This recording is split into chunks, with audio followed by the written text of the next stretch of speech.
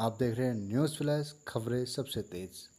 बात करते हैं आज की बड़ी खबरों की। हिंदू पंचांग के अनुसार 23 सितंबर 2025 को अश्विनी माह के शुक्ल पक्ष की द्वितीया तिथि है। इस दिन शारदीय नवरात्रि का दूसरा दिन होगा और यह तिथि माँ ब्रह्मचारिणी को समर्पित है।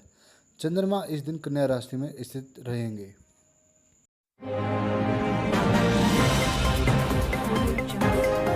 बोलो जय माता दी। नवरात्रि का दूसरा दिन है। माँ ब्रह्मचारी को ज्ञान व तप की देवी कहा जाता है। माँ के स्वरूप की बात करें तो माँ ब्रह्मचारिणी सफ़ेद साड़ी धारण करती हैं। उनके दाएं में हाथ में माला और बाएं हाथ में कमंडल है। मान्यता है कि माँ ब्रह्मचारिणी की पूजा करने से व्यक्ति को आदि व्याधि रोगों से मुक्ति मिलती है।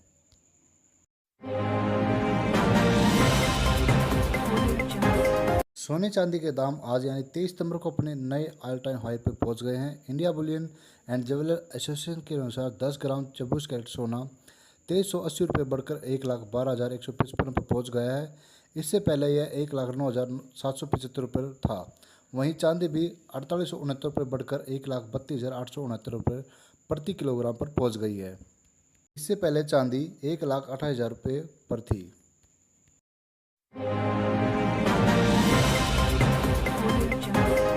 आज यानी 23 सितंबर 2025 को दिल्ली में पेट्रोल का भाव 94 रुपये 77 पैसे प्रति लीटर और डीजल का भाव 87 रुपये 67 प्रति लीटर था। पेट्रोल और डीजल दोनों की कीमतें पिछली तारीख से कोई बदलाव नहीं हुआ है। आज एक अमेरिकी यूएसडी डॉलर 88 रुपये 30 पैसे के भारतीय रुपये के बराबर है। वहीं आज बात करें आज के बाजार की तो सेंसेक्स 466 पॉइंट गिरकर 82,159 पॉइंट पर जाकर रुका। वहीं निफ्टी भी 124 पॉइंट गिरकर 25,202 पॉइंट पर रुका।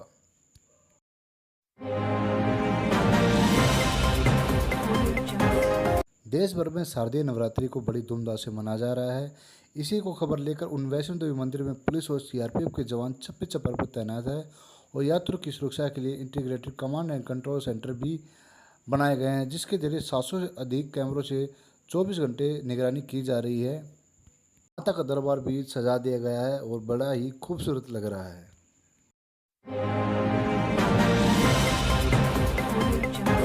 बात करें मौसम की तो हरियाणा में अभी एक हफ्ते लोगों को दिन के समय तेज़ गर्मी का सामना करना पड़ सकता है। 28 सितंबर के बाद मौसम में परिवर्तन हो सकता है, जिसके बाद तापमान गिरेगा और गर्मी का स्तर कम होगा। रविवार को हरियाणा में सबसे गर्म जिला नूंह रहा, जहां 36.8 डिग्री तापमान दर्ज किया गया। वहीं सबसे कम तापमान पानीपत का एरिया रहा, जहां न्यूनतम तापमान 32.5 डिग्री तापमान दर्ज किया गया। हालांकि रातें अभी ठंडे होने लगी हैं और रात 12 बजे के बाद तापमान में गिरावट देखी जाती है।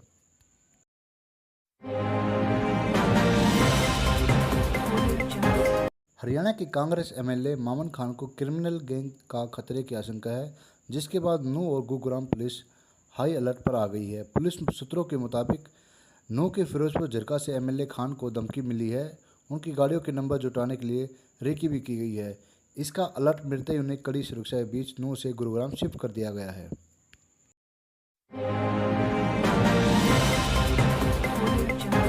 हरियाणा के पानीपत के पास एरिया हुड्डा सेक्टर 12 में हैंडलूम कारोबारी की कोठी को चोरों ने अपना निशाना बना लिया।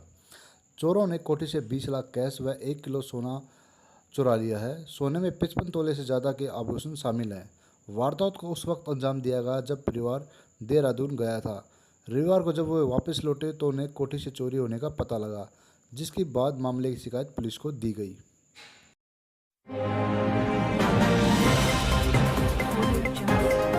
हरियाणा के नारनौल में बिजली निगम के एक कर्मचारी ने पत्नी की मौत के गम में फांसी का फंदा लगाकर सुसाइड कर लिया। करीब 25 दिन पहले ही उसकी दूसरी पत्नी ने भी फंदा लगाकर आत्महत्या की थी। पत्नी की मौत के बाद वह मानसिक तौर पर परेशान रहता था, जिसके चलते उसने रविवार शाम को यह कदम उठा लिया। सूचना मिलने पर पुलिस मौके पर पहुंची।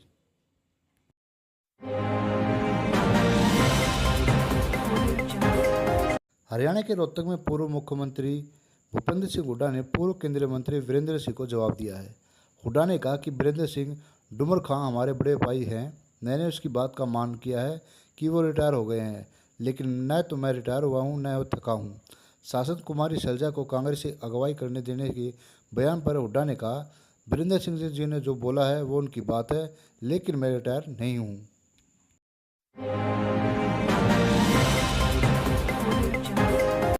हरियाणा में हिसार की आदमपुर विधानसभा में आज भाजपा नेता कुलदीप बिश्नोई ने अपने जन्मदिन पर शक्ति प्रदर्शन किया।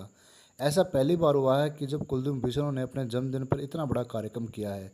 इससे पहले ताकत दिखाने के लिए पूर्व सीएम भजनलाल की जयंती पर कार्यक्रम होते आए हैं।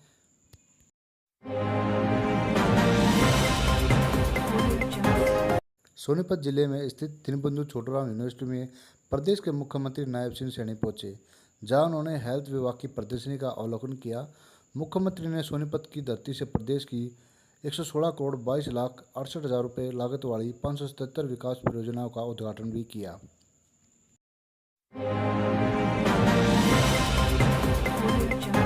अजमेर में 16 साल के एक लड़के के अंगदान से 3 लोगों को नया जीवन मिलेगा। 2 किडनी और लीवर को ग्रीन कॉरिडोर के जरिए जयपुर के सवाई मानसिंह हॉस्पिटल भेजा गया। एक किडनी 7 साल की महिला और दूसरी किडनी 41 साल के पुरुष को लगाई गई।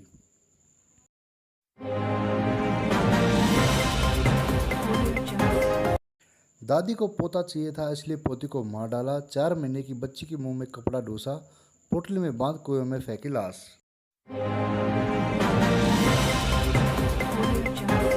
बेंगलुरु से वाराणसी आ रही एयर इंडिया एक्सप्रेस के विमान में एक यात्री ने कॉकपिट का दरवाज़ा खोलने की कोशिश की।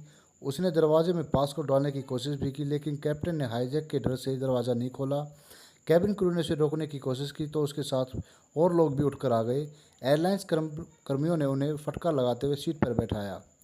विमान के कैप्टन ने एयर ट्रैफिक कंट्रोल की इसकी जानकारी दी। विमान के लैंड होते ही सीआईएसएफ ने आरोपी और उसके 8 साथियों को हिरासत में ले लिया है।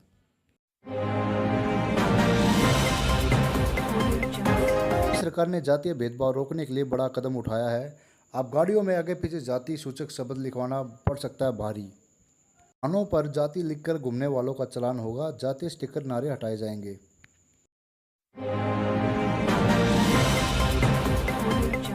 हिमाचल की बेटी बॉलीवुड एक्ट्रेस और पंजाब किंग्स की सह मालकिन प्रीति जिंटा ने आपदा प्रभावित की मदद के लिए हाथ बढ़ाए हैं। उन्होंने हिमाचल प्रदेश के आपदा प्रभावितों के लिए मदद के लिए 30 लाख रुपए का अंशदान दिया है। प्रीति जिंटा किंग्स 11 पंजाब की ओर से आर्थिक मदद की है।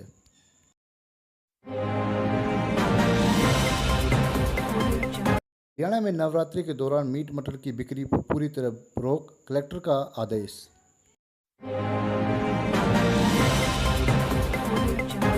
प्रधानमंत्री मोदी सोमवार को अरुणाचल प्रदेश और त्रिपुरा के दौरे पर हैं। उन्होंने अरुणाचल के ईटानगर में 51 करोड़ रुपए के नए प्रोजेक्ट की नींव रखी है। उन्होंने कहा, अरुणाचल को कांग्रेस ने नजरअंदाज किया है। हमारा पूरा नॉर्थ ईस्ट छूट गया है। जब मुझे सेवा का अवसर दिया है तो मैंने कांग्रेसी सोच से देश को मुक्ति दिलाई है। हमारी प्रेरणा इस राज्य में वोटों और सीटों की संख्या नहीं है, नेशन फर्स्ट की भावना है।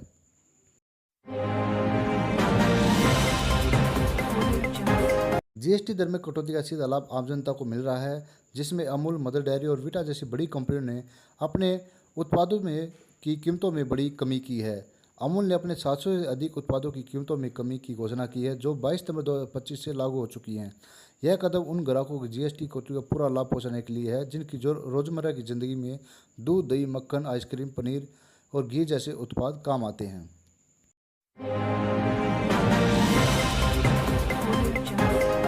अमेरिका ने प्रोफेशनल के लिए H-1B वीज़ा की फ़ीस करीब 6 लाख से बढ़ाकर 88 लाख कर दी है।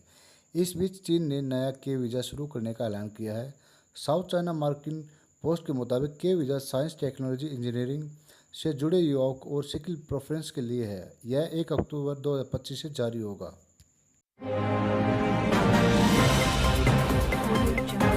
अंतरिक्ष में बढ़ते खतरे और दुश्मन देशों की सैटेलाइट गतिविधियों को देखते हुए भारत सरकार अपने उपग्रहों की सुरक्षा मजबूत करने की योजना बना रही है। मोदी सरकार अब ऐसे खास बॉडीगार्ड सैटेलाइट बनाने की तैयारी कर रही है जो अंतरिक्ष में भारतीय सैटेलाइट की सुरक्षा करेंगे और किसी भी संदिग्ध गतिविधि का तुरंत जवाब देंगे।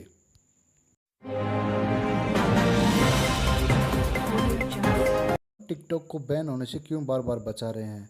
कभी इसे कहा था राष्ट्रीय आपातकाल। जिनपिंग और ट्रंप के बीच कैसी डील?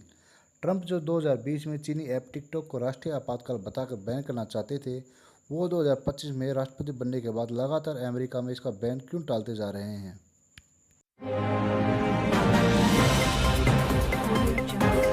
फिलीपींस की राजधानी मनीला में रविवार को भ्रष्टाचार के खिलाफ 50,000 से ज़्यादा लोगों ने विरोध प्रदर्शन किया।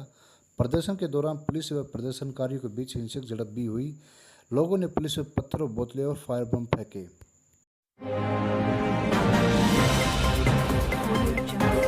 सीरिया 58 साल में पहली बार यूनाइटेड नेशन जनरल असेंबली में शामिल होगा। इसके लिए सीरिया के राष्ट्रपति अहमद अल-शरा रविवार को न्यूयॉर्क पहुंचे। वो यहाँ 80वीं महासभा के सत्र में हिस्सा लेंगे। ये 23 सितंबर